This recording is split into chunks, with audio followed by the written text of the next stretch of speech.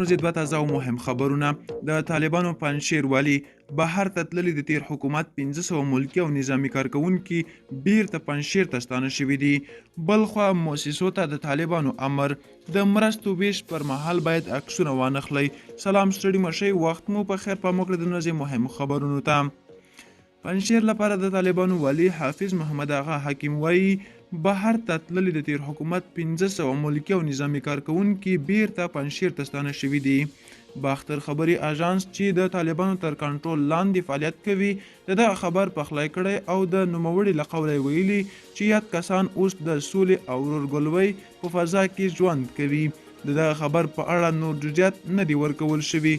بلخوا د طالبانو د استخباراتو ریاست له لوري خپور شوي دي چې مکتوب کې ویل شوي په مرکز او ولایتونو کې باید د ټولو هغو مؤسسو مخه ونیول شي چې د مرستې ویشلو پر مهال عکسونه اخلي. دغه مکتوب د مرستو ویش پر مهال په اخیستل شویو عکسونو کې د ښځو موجودیت ناوړه بللی دی او خپلو اړوندو ادارو ته یې دنده سپارلې چې نور د دې کار مخه ونیسي. د دوحې تر غونډې وروسته طالبانو د عکسونو او ویډیو حرام بللو مکتوب خپور کړ. په ټلویزیونونو کې پر ښځینه ویاندویانو محدودیتونه زیات کړل او دا د میرمنو ته د بشري مرستو ویش پر پروسو هم محدودیتونه وضع شول.